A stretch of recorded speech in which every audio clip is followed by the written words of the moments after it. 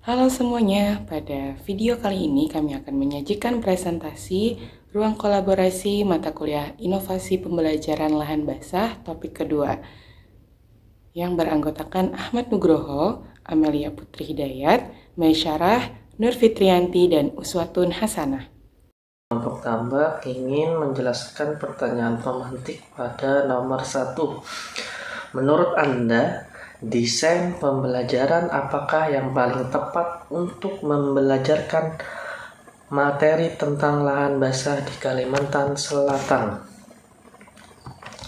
Menurut saya dan menurut kelompok, desain pembelajaran yang paling tepat untuk membelajarkan materi tentang lahan basah di Kalimantan Selatan adalah desain pembelajaran berbasis proyek atau Project Based Learning atau PBL. Desain ini sangat efektif karena memungkinkan peserta didik untuk terlibat langsung dalam pemecahan masalah yang nyata yang terkait dengan pelestarian lahan basah, seperti upaya untuk mengurangi dampak banjir atau kerusakan ekosistem rawa di daerah tersebut. Ya, baik. Masuk pada pertanyaan kedua. Bagaimanakah langkah-langkah inovasi pembelajaran yang akan digunakan dalam mengembangkan desain pembelajaran untuk membelajarkan materi lahan basah?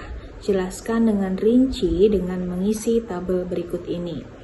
Nah, berikut ini adalah langkah-langkah inovasi pembelajaran yang bisa kita gunakan di dalam mengembangkan desain pembelajaran untuk materi lahan basah di Kalimantan Selatan, disertai dengan langkah-langkah serta penjelasannya. Pada langkah pertama, yakni kita harus menganalisis capaian pembelajaran atau CP untuk menyusun tujuan.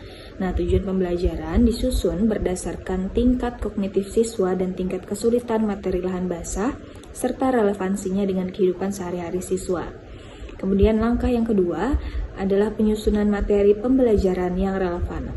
Materi pembelajaran disusun agar mencakup teori dasar tentang lahan basah, serta fakta-fakta lokal yang berkaitan dengan lahan basah di Kalimantan Selatan. Langkah yang ketiga, yakni pemilihan strategi pembelajaran yang interaktif, yaitu menggunakan pendekatan pembelajaran yang aktif seperti diskusi, studi kasus, atau kunjungan lapangan untuk memberikan pengalaman langsung pada siswa. Baik, langkah selanjutnya adalah penggunaan media pembelajaran yang variatif. Hal ini menyangkut penggunaan berbagai media untuk mendukung pembelajaran, seperti video dokumenter, peta, gambar, dan alat peraga. Hal ini untuk memvisualisasikan kondisi lahan basah. Kemudian, penugasan praktik dan pengamatan langsung. Hal ini dengan mengajak siswa untuk melakukan pengamatan langsung terhadap ekosistem lahan basah di sekitar mereka dan membuat laporan berdasarkan observasi mereka.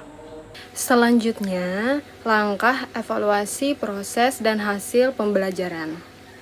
Evaluasi ini menilai tidak hanya pemahaman siswa melalui tes kognitif, tetapi juga keterampilan mereka dalam mengamati kondisi lahan basah, menganalisis data hasil pengamatan, dan mengkomunikasikan temuan mereka secara lisan atau tulisan.